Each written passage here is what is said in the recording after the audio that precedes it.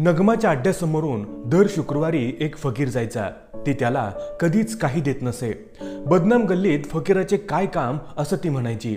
त्याच्याकडे पाहताच लक्षात यायचे की त्याची दृष्टी शून्यात हरवलेली आहे।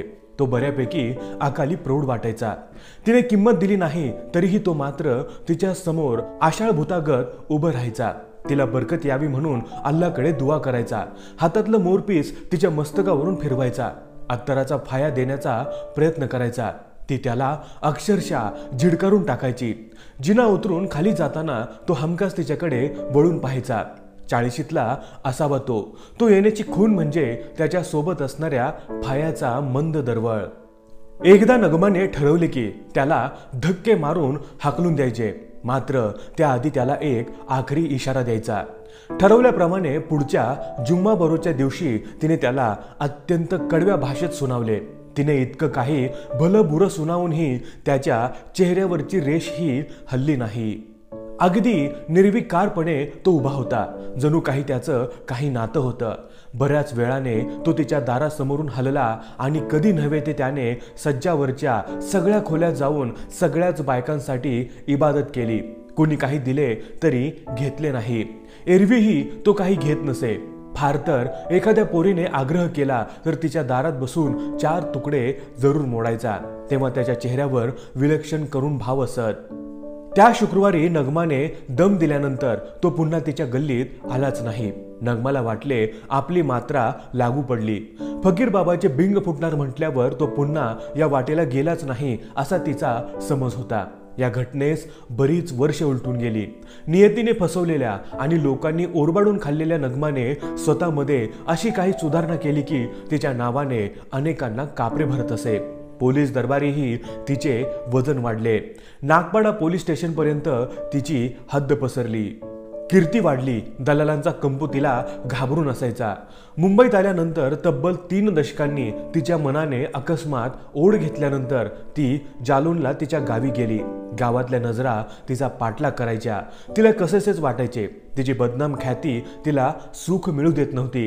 तिच्यापाशी ऐश्वर्य होतं, पैसा अडका होता, दहशत होती, नाव होतं आणि जोडीला बदनामीही होती। नगमाच्या पाठीमागे काही वर्षांनी तिची आई आफरीन मरण पावली। नगमाचे 2 भाऊ कायमचे घर सोडून गेले। कालांतराने तिच्या बहिणींची लग्ने झाली। ज्या मामाने तिला दलदलीत लोटले तो देखील मरण पावला। तेव्हा गावाशी तिची नाळ पुन्हा जुळली, मात्र तिचे मन मेले होते। आता इतक्या वर्षांनी गावी परतल्यानंतर तिच्या मनातली गावाची जी छबी होती ती पुरती उद्ध्वस्त झाली। कारण पूर्वीचं काहीच शिल्लक नव्हतं। सर्व खानाखुणा पुसल्या गेल्या होत्या। माणसंही बदलली होती। आता आपण पुन्हा कधीही घरी परतायचे नाही हे मनाशी पक्के ठरवून तिने जालौन कायमचे सोडायचा निश्चय केला।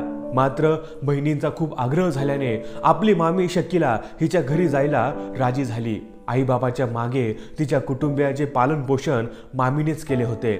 आपला दादला सुलेमान याचा छळ सोसून तिने भाच्या मोठ्या केल्या होत्या। काही महिन्यांपूर्वीच टीबीच्या इन्फेक्शनने तिचा इंतकाल झाला होता। नगमा घरी आल्यावर मामीच्या मुलांना नातवंडांना कोण आनंद झाला। सुखाची एक लहर त्या गरीब खाण्यात दौडली। नगमाचे सारे गिले शिकवे कधीच दूर झाले होते। ते आता केवळ नियतीवर म्हणजेच पर्यायाने स्वतःवर नाराज होती। मामीच्या घरातून निघताना तिची पावले जड झाली। निघताना मामीच्या मोठ्या मुलाने लियाकतने तिच्या हातात एक लिफाफा अलगद सरकवला आणि सवडीने वाचायला सांगितलं। नगमासाठीचे आफरीनचे आखरी अल्फाज त्यात मौजूद होते। नगमाने घाईत तो लिफाफा पर्समध्ये तसाच ठेवला आणि त्याच रात्री ठरल्याप्रमाणे ती मुंबईला रवाना झाली। अड्ड्यावर आल्यानंतर 2 दिवस प्रवासाच्या शिणवट्यात आणि मानसिक तगमगीत गेले।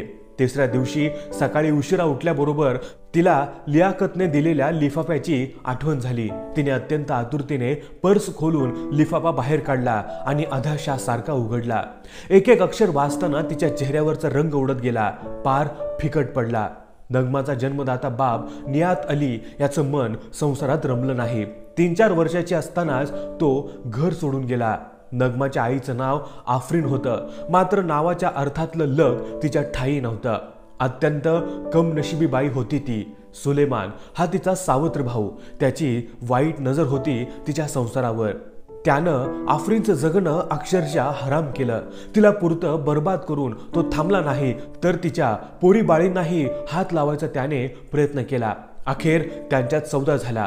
त्याने नगमाला विकून टाकले. आपल्या उर्वरित अपत्यांना उराशी धरून नगमासाठी रक्ताचे अश्रू ढाळून त्या माऊलीने एक एक दिवस युगासारखा व्यतीत केला.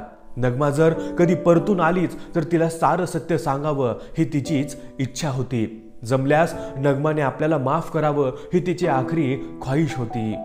आफरीनच्या मृत्यूनंतर सुलेमानची बायको शकीला हिनेच त्यांचा सांभाळ केला. दरम्यान सुलेमान एका अपघातात मरण पावला. शकीलाची मुले मोठी झाली. त्यांनी नगमाचा पत्ता मिळवला आणि तिला सगळी हकीकत कळवली. तरीही घरी परतण्याचे नगमाचे मन होत नव्हते. मात्र आता अचानक उचल मनाने खाल्ल्याने ती गावी जाऊन आली होती. आता तिच्या पुढ्यात असलेल्या चिठ्ठीने ती पुरती थिजून गेली होती. त्यात एका फकीराचा उल्लेख होता. 25 वर्षापूर्वी गावात एक फकीर आला होता. तेव्हा आफरीन हयात नव्हती. त्यानं बरेच वर्ष तिथे वास्तव्य केलं आणि तिथेच त्याचा मृत्यू झाला. तो फकीर रोज न चुकता शकीलाच्या घरी जायचा. दुवा द्यायच्या बदल्यात काहीच घ्यायचं नाही. नुसता डोळ्यात पाणी आणून पाहत राहायचा. त्याच्या काळजात होत असणारी विलक्षण घालमेल डोळ्यात स्पष्ट दिसायची. बऱ्याचदा त्याने नकळत रोख रक्कम देखील त्या पोराबाळांच्या हातावर ठेवलेली. त्याला मिळणारी बरीचशी रक्कम तो शकीलाच्या घरी आणून द्यायचा, तेही कुणाच्याही नकळत. शकीलाला अनेकदा वाटायचं की हाच इनायत अली असावा. तिने त्याला कधी पाहिलेच नव्हते तरीही तिला तसे वाटायचे. मात्र ती तिची वेडी आशा होती. तो इनायत असता तर गावातल्या लोकांनी त्याला ओळखलं असतं. मात्र सारेच त्याला अंजान बाबा म्हणत. हा अंजान बाबा शकीलासाठी मोठा आधार ठरला होता. त्याच्या मृत्यूनंतरच शकीला निवर्तली होती. इनायत अलीबद्दलचा हा कयास तिला नगमाला कळवायचा होता आणि आफरीनची मुराद देखील सांगायची होती. तेच तिने चिठ्ठीत लिहिलं होतं. मजकूर वाचत असतानाच नगमाने उदार अंतकरणाने आफरीनला माफ केलं. तसंही तिच्या मनात आईबद्दल अडी नव्हतीच. मात्र आईची तेव्हाची अवस्था काय झाली असेल या विचाराने तिचे काळीज विदीर्ण झाले. चिठ्ठी वाचून पूर्ण होताच नगमाच्या काळजाचा ठोका चुकला. मस्तकात वीज कोसळावी तसा तिला तो फकीर आठवला, जो तिच्याकडे न चुकता हर एक शुक्रवारी यायचा. ती त्याला कित्येक हिडीस करायची. हे आठवून तिला रडू आलं. त्याच्याविषयी तिला एकाकी अपार आस्था माया वाटू लागली. तिने त्याचा शोध घ्यायचा ठरवला. काही वर्षापूर्वी बेलॉसिस रोडवरील अलेक्झांड्रा थिएटरचे दिनियतमध्ये परिवर्तन झालं होतं. काहींनी सांगितलं की इबादत खाण्यापाशी तसा एक फकीर अनेकदा दिसायचा. मात्र तो फकीर हा नव्हता ज्याला नगमा शोधत होती. अनेक कबरस्थाने तिने पालती घातली. कैक मस्जिदीत तिने त्याच्याविषयी माहिती घेण्याचा प्रयत्न केला. अखेर दलाल इस्टेट जवळील रहमत मस्जिदीपाशी तो जुम्मा नमाजला बाहेर दिसायचा अशी माहिती तिला मिळाली. दरम्यान तिने प्रोफेशनल आर्टिस्टला नेमकं वर्णन सांगून त्याचं स्केच बनवून घेतलं आणि तिथल्या अत्तरवाल्याला ते दाखवलं. त्यानं काही मिनिटातच ते ओळखलं. आश्चर्यचकित होऊन तो उत्तरला, हिदायत बाबा तो गुजर गया. उस हादसे को लगभग 25 साल हुए हैं. हे ऐकताच नगमाच्या पायाखालची जमीन सरकली. आता एकच सवाल तिच्या काळजात घर करून होता. तो म्हणजे त्या दोघांशी तिचे काही नाते होते का? मनाचे समाधान करण्यासाठी हिदायत बाबाचे स्केच तिने जालोनला सुलेमानच्या मुलाकडे पाठवले आणि गावातल्या म्हाताऱ्या माणसांना दाखवायला सांगितलं. अंजान बाबा असाच दिसत होता का हे विचारायला सांगितलं. 2च दिवसांनी नगमाला फोन आला.